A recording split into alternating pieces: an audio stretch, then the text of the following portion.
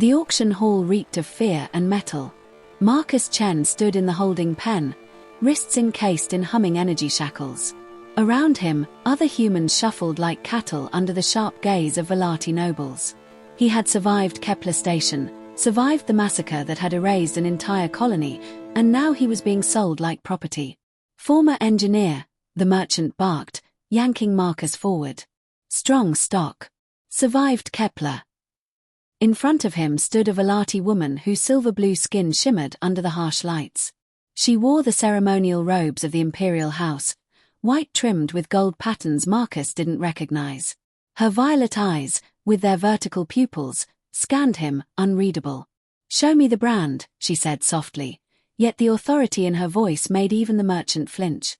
Marcus felt the pull on his hair as the merchant forced him to tilt his head. The brand on his neck was still healing. 3 intersecting crescents encircled by stars. The Velati woman froze. "Where did you get this?" she asked. Her voice had changed, sharp, urgent, almost scared. "The processing center on Talith 9, the merchant answered automatically. "Standard imperial marking." "No," she interrupted, stepping closer. Her long fingers traced the raised scar on his neck.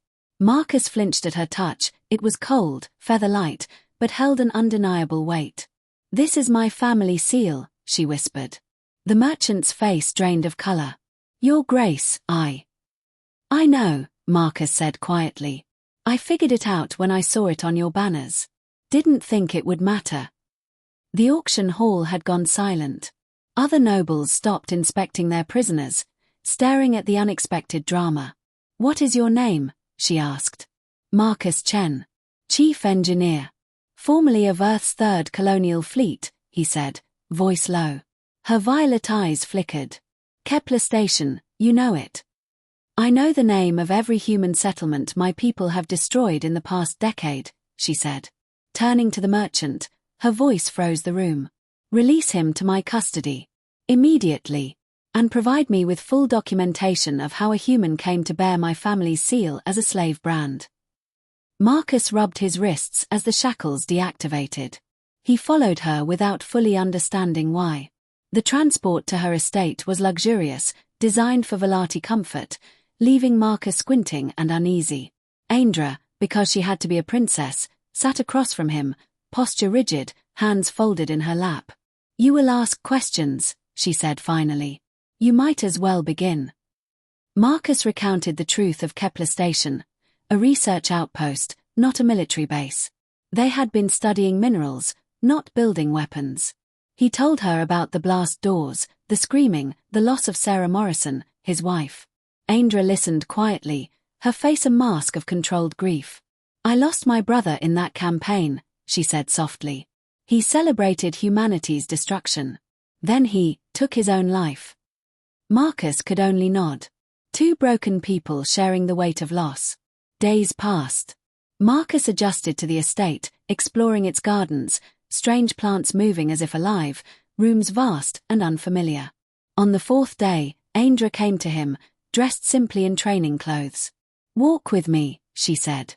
They moved through gardens where fountains flowed upward and flowers whispered in alien language.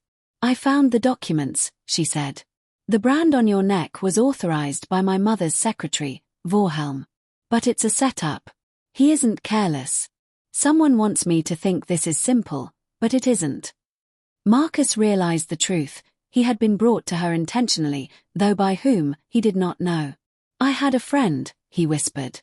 "Dr. Sarah Morrison. She left something behind, data, records." "She was brilliant," Aindra said, eyes sharp. "We need to find anyone who survived and has that information.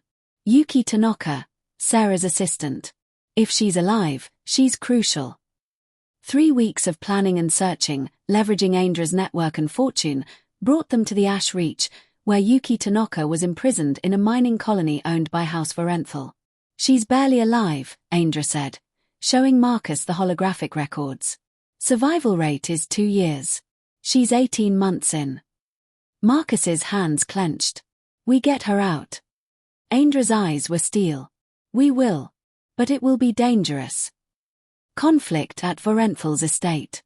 The gala at Lord Vorenthal's estate was a display of wealth and intimidation. Marcus stayed close to Aindra, cataloguing exits, guards, and layouts, preparing for the coming infiltration. The estate itself was grotesque in its opulence, filled with trophies of conquest, stolen art, and preserved creatures. That night, Marcus was awakened by a familiar face, Yuki Tanaka. She had escaped her guards and was here to warn them. "They know about you," she hissed. "About the brand. They plan to kill the princess." Marcus felt his pulse spike. "Take me to her." Through maintenance corridors and bypassed checkpoints, they moved silently. Sarah's data files were safe with Marcus now, evidence of Velati suppression of alien civilizations for millennia. The estate's alarms blared as they reached Aindra. She was already armed, her violet eyes fierce and sharp. "Go," she commanded. Marcus, Aindra, and Yuki fought through guards with precise coordination. Yuki's small explosives and Aindra's blade created chaos. Marcus used his engineering knowledge and combat training to neutralize threats. Vorenthal fell, dead. The trio raced to the shuttle bay, alarms screaming, alarms that would trigger the Empire's response. Aindra's ship lifted off in a blur, Yuki jamming communications to delay pursuit. In open space, for the first time, silence fell. Marcus held Sarah's data chip, proof of the galaxy-altering truth. Humans were not alone, and the Velati had been covering it up for centuries. Aftermath and reflection. 3 months later, the revelations had shaken the galaxy. The Empire's secrets were exposed. Humans gained rights and recognition. Aindra, exhausted but victorious, navigated the political storm with grace and cunning. Marcus remained her confidant, advisor, and anchor. Late one night, he confronted her. "You haven't eaten, slept, you're running yourself ragged." "I'm fine," she said. "No, you're not." Together, they paused, sharing a moment of quiet in the chaos.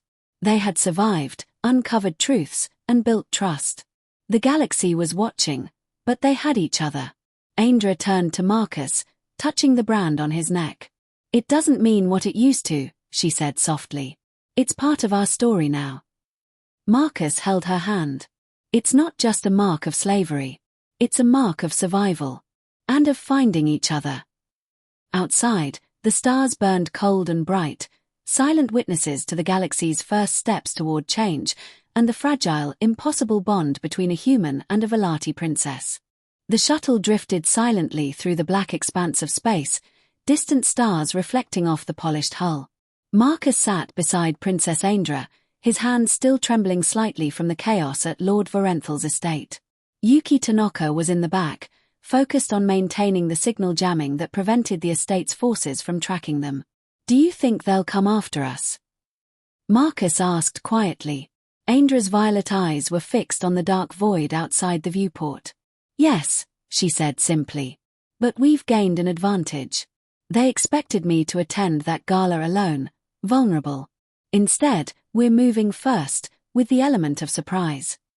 Marcus nodded, but he couldn't shake the unease that settled deep in his chest. For 3 years, he had learned what it meant to be expendable.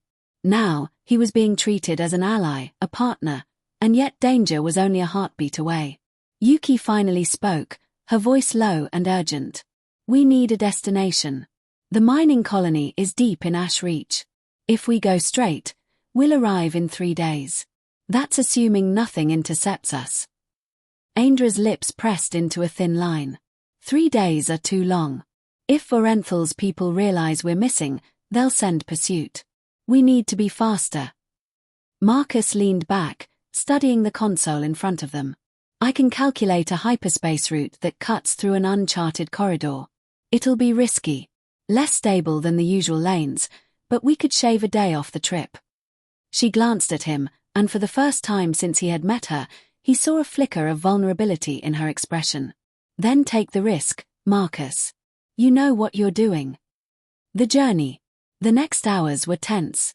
Marcus worked the navigation system, recalculating trajectories with precision, while Aindra monitored communications and weapons systems. Yuki kept a silent vigil, scanning for signs of interception. Outside, the The stars stretched into long white streaks as the shuttle jumped into the hyperspace corridor. At one point, alarms blared, small, high-pitched warnings that Marcus barely had time to react to. "Minor turbulence in the corridor," he muttered. The shuttle shook violently, throwing him into the seatbelt. Aindra's hands gripped the armrests as the vessel shuddered. "Keep her steady," Yuki shouted. Marcus adjusted the thrusters, fingers flying over the controls. After a tense 5 minutes, the turbulence subsided. Aindra exhaled sharply. "We can't be detected," she said. "Not yet. Vorenthal has informants everywhere. One misstep, and he'll send the entire house after us." Marcus nodded, his mind racing. He hadn't anticipated being part of a mission like this when he first met her. His life as an engineer on Kepler Station had been routine, safe in comparison. Now, he was a fugitive, a protector, and something else he didn't fully understand yet. Arrival at Ash Reach. 3 days later, the shuttle dropped out of hyperspace above the Ash Reach system. A small, rugged planet loomed below, covered in jagged mountain ranges and harsh deserts. Smoke rose from several industrial sites dotted across the landscape. The mining colony Yuki had mentioned glimmered in the distance, a cluster of metallic structures surrounded by high walls and watchtowers. Aindra guided the shuttle toward a hidden landing pad near the edge of the colony. Marcus watched the planet below, his chest tight. "This place, it's worse than I imagined," he muttered. The colony looked designed to break people. Every structure, every corridor, every line of fencing seemed calculated to enforce control, fear, and obedience. Aindra's hand rested lightly on his shoulder. "Stay focused. Yuki, you know the layout." "I have a map of the supply tunnels and maintenance corridors," Yuki said. "We'll avoid the main gates. Minimal guards at night." Marcus swallowed, feeling a mixture of fear and determination. "Let's get her out." Infiltration. Night fell quickly, the twin moons of Ash Reach casting silvery light over the colony. Marcus, Aindra, and Yuki moved in near silence, slipping through maintenance tunnels and shadowed supply routes. Marcus's heart pounded in his chest as they approached the processing facility where Yuki believed she had been held. Through a ventilation shaft, they surveyed the area. Workers moved in synchronized patterns, overseers with glowing wrist devices monitoring every step. At the center of it all was a reinforced building, the heart of the operation. Marcus felt a cold wave of anger. He had survived labor camps, auctions, and betrayal. Nothing fueled his resolve more than the sight of people being treated like this. Aindra whispered, "There." Through the grated floor, Marcus saw Yuki, older and hardened by survival, but unmistakably her. She was locked in a small, secure chamber, hunched over, clutching data storage modules. Marcus felt a surge of hope.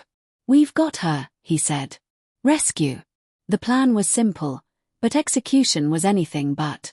Marcus and Yuki moved to disable the chamber security panel while Aindra kept watch. Every second stretched like an eternity. Then a voice called out from above, "Who goes there?" Guards had spotted movement.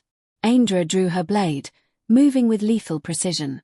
Marcus ducked behind machinery as shots rang out. Sparks flew as the guards' energy weapons struck metal, and Yuki scrambled toward the tunnel Marcus had identified as their escape route. Aindra's blade danced, striking with impossible speed. She disarmed one guard and spun, deflecting fire from another. Marcus lunged at the nearest soldier, using his strength and speed to subdue him. Yuki joined him, her own training from years in survival showing in sharp, fluid movements. Within minutes, chaos had erupted across the compound. Alerts blared, lights flashed, and sirens screamed. Yet amidst it all, Marcus and Aindra moved with singular focus, reaching Yuki, securing the data, and racing toward the shuttle. Escape. The shuttle awaited, hidden among rocks at the perimeter. Marcus helped Yuki aboard while Aindra manned the controls. Engines roared to life as guards poured from the facility, energy weapons blazing. The shuttle lifted, and Marcus felt the familiar thrill of flight. Yuki collapsed into a seat, trembling but alive. "I can't believe you did this," she whispered. Marcus shook his head. "You saved more than just yourself. You saved proof. Proof that what they did to Kepler Station was a lie. That the truth exists. Aindra guided the shuttle into a narrow canyon, weaving through rock formations to avoid pursuit. Marcus glanced at her, admiration and awe filling his chest. This woman, this alien princess, had risked everything for justice and for humanity. Revelation. Once safely in orbit, Aindra accessed the data Yuki had carried. Holoscreens displayed documents, research, and intercepted communications. Proof of centuries of suppression, the truth about other species, and the atrocities committed to hide it. This changes everything, Marcus said, voice thick with emotion. Aindra's eyes met his. And now, the galaxy will know. We've done what we set out to do. We've survived, and we've given humanity a voice. Yuki added, it won't be easy. There will be backlash. There will be those who want to bury this again. But now they can't. Marcus nodded. We've made sure of that. Return to the capital. Weeks later, they arrived back at the imperial capital. The truth had spread faster than they imagined. Public opinion had shifted, the council debated in heated sessions, and the Empress herself had been forced to acknowledge the evidence. Marcus and Aindra walked through the palace gardens, the same gardens where they had first shared their quiet moments of vulnerability. Now, they walked as partners, equals, with the weight of a galaxy watching. Do you ever think about what's next? Marcus asked. Aindra smiled faintly. Every day. We've fought battles, but the real work begins now. We rebuild trust, forge alliances, and ensure this never happens again. But, we do it together. Marcus's hand found hers, fingers intertwining. Together, he echoed. The future. In the months that followed, humanity gained representation within the imperial government. Labor camps were dismantled, reparations were discussed, and the truth about the galaxy's hidden species was broadcast to every civilized world. Princess Aindra navigated the political storm with the same determination she had shown on Ash Reach, with Marcus by her side, not as a subordinate, but as an advisor, partner, and friend. Yuki Tanaka became a leading researcher and advocate, working to ensure the preservation of data and knowledge for future generations. One quiet evening, Marcus and Aindra stood on the balcony of the Imperial Palace, watching the stars stretch endlessly across the sky. I never imagined I'd see the galaxy like this, Marcus said. Aindra leaned her head against his shoulder. Neither did I. But we did. And we changed it. He pressed a kiss to her forehead, the brand on his neck a reminder of their journey, a symbol of survival, justice, and love. The universe was vast, unpredictable, and unforgiving. But humanity, and this unlikely alliance, had proven that even in the coldest, darkest corners, hope could survive. And together, they would continue to shape it.